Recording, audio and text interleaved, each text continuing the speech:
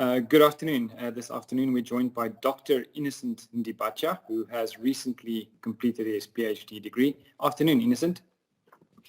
Good afternoon, Tina.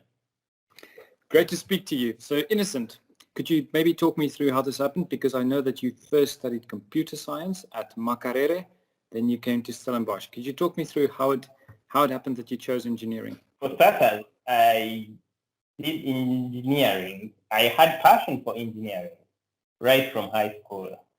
And this passion came from way back, basically, for the desire to build stuff. And right from my childhood, I have always had this passion of trying out new things. And for that, I actually had many fixing stuff at home, right from broken flat irons, broken electrical stuff. Well, I didn't have the expertise at the moment, but at least most of the things were about connecting broken wires, that's the fact. But during the new course, I actually broke a few things that did not work, but many things I was able to fix. So that's why my journey started from getting excited about engineering.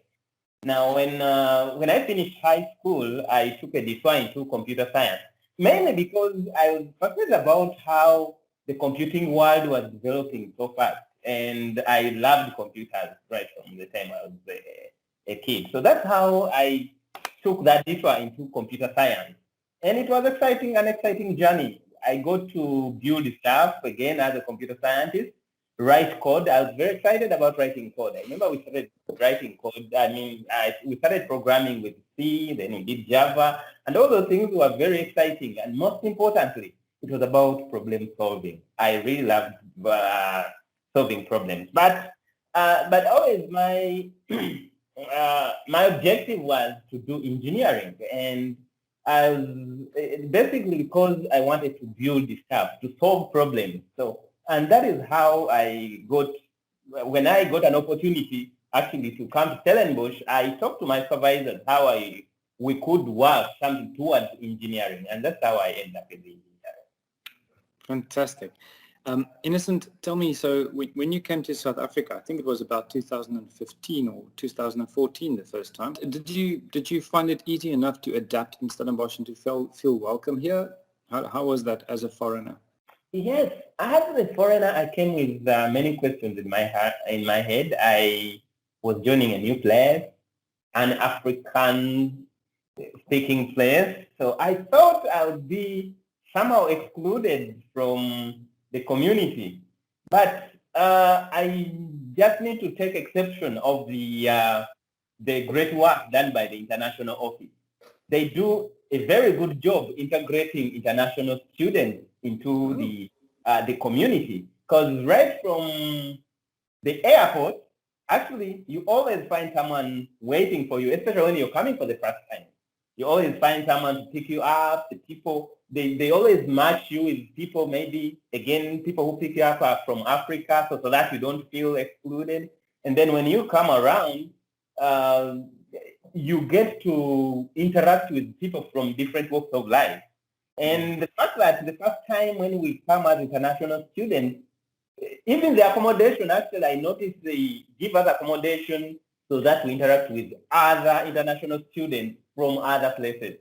So technically, after a few days, you don't feel like you're in a different place, because actually everyone is new at that moment, and they are from a diverse society.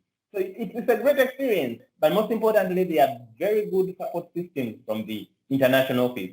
Actually, after a week of staying in Stellenbosch, you feel like you're at home. Through the orientation program from the international office, I actually appreciate that very much. What I find fascinating about Stellenbosch is the level of attention that supervisors give to their students. In that, there is some kind of academic freedom. You're given that academic freedom to explore new things. And you have the tools that you need. Whenever you need something to do with your research, they're always there for you. So if you want to acquire something, you want buy maybe these gadgets to help you around, they are always there for you. And once you acquire them, you can experiment.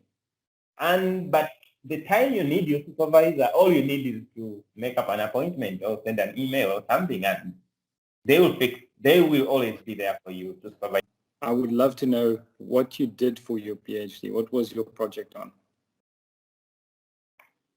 Oh, my project. Oh, every time I talk about my project, I feel like taking a whole day. Unfortunately, normally time is not always there. So during my PhD, I interrogated the self-organizing process in complex adaptive systems. With self-organizing, I mean some form of order. I looked at systems and tried to find to improve some form that have some form of order through local interaction.